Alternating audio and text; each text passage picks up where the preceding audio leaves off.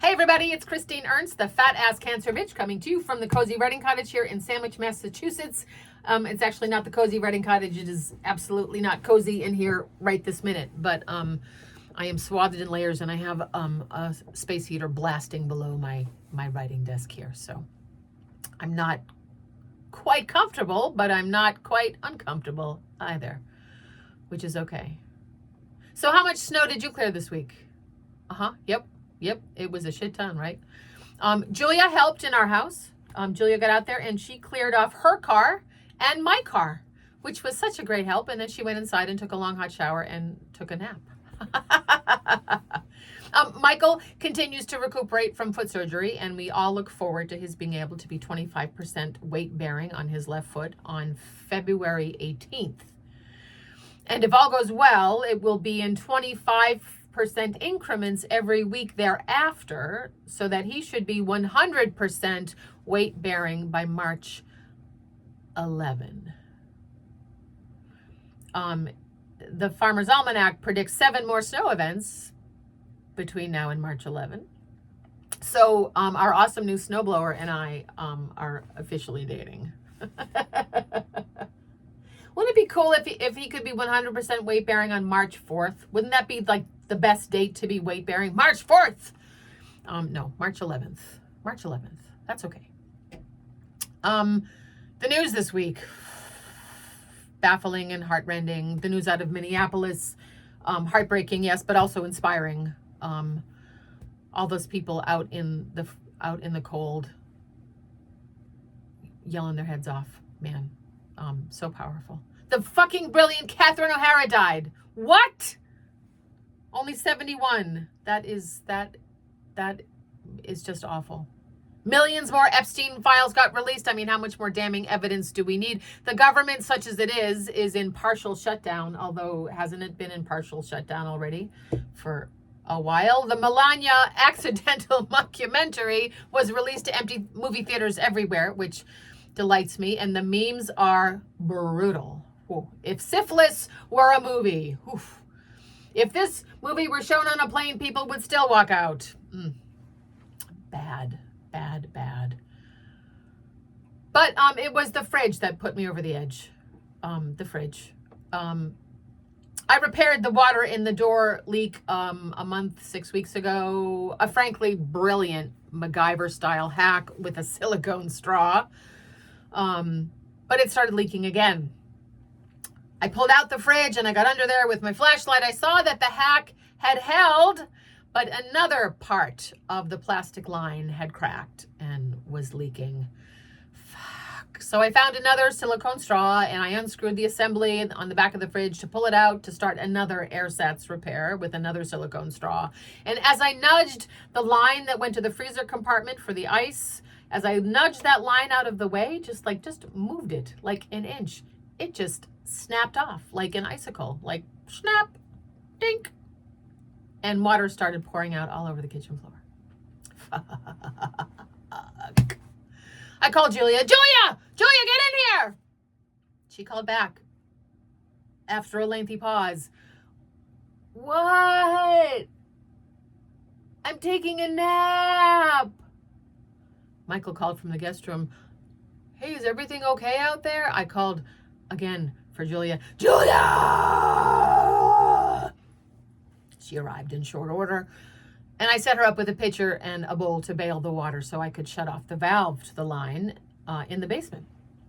I ran down to the cellar and I found the valve, which was astounding in and of itself.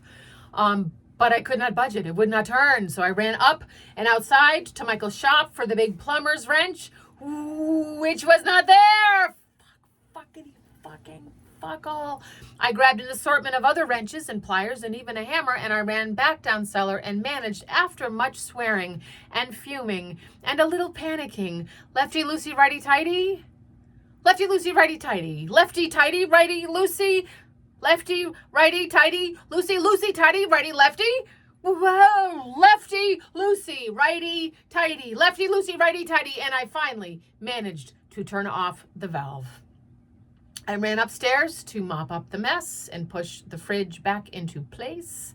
and then slammed and smashed and banged around that kitchen for a good 20 minutes more in theatrical grade high dudgeon. Like having a busted luxury feature on my fridge that I could not fix was tantamount to a straight up tragedy. Well, that's just great. Boom.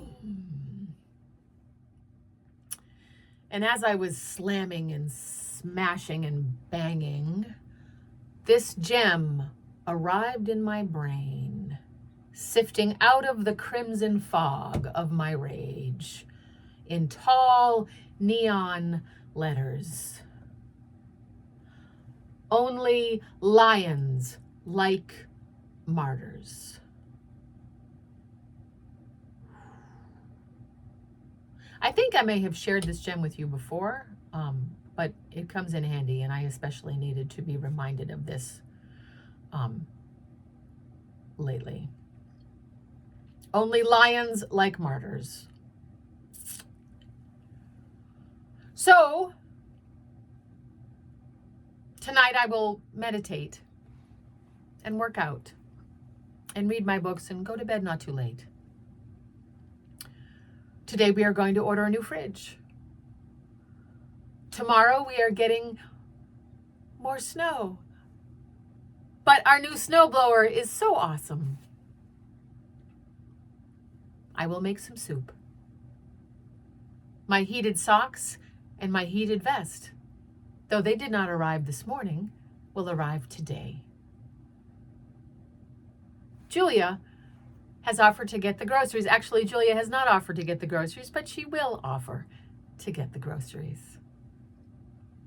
Michael will indeed be 25% weight bearing on his left foot on February 18th. Baby steps for all of us, apparently.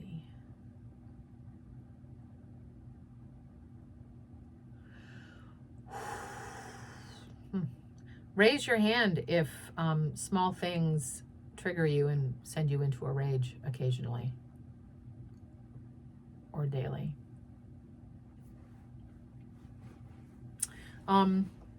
Yeah, keep it the right size. It's advice I give out all the time, just not to myself. Keep it the right size. Granted, these are kind of extenuating circumstances. A shit ton of snow, super cold. My husband laid up with foot surgery. A somewhat helpful 17-year-old under our roof. This is fine. This is fine. I'm not marching in sub-zero weather in Minneapolis, getting tear gassed or worse. And it is beautiful out there today.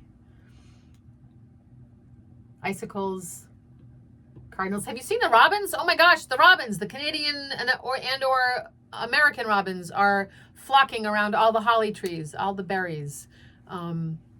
It's quite a spectacle to see them in the snow.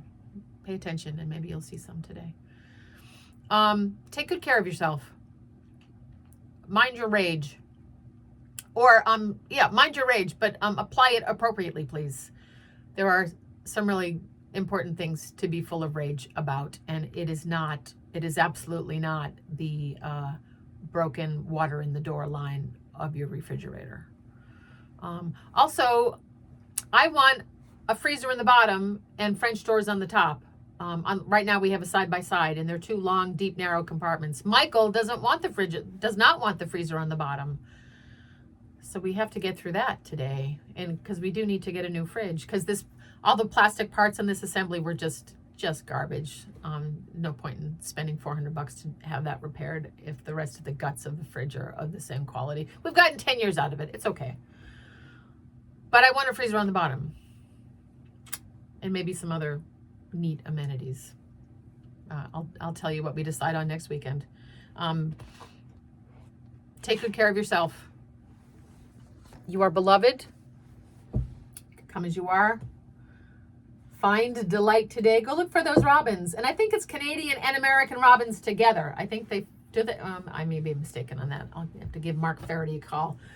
But they're out, and it's not quite a sign of spring. It's too early to say that. Here we are in the throes of snow and ice. But there's some reasons to be hopeful. There are absolutely reasons to be hopeful. You are beloved. Stay toasty.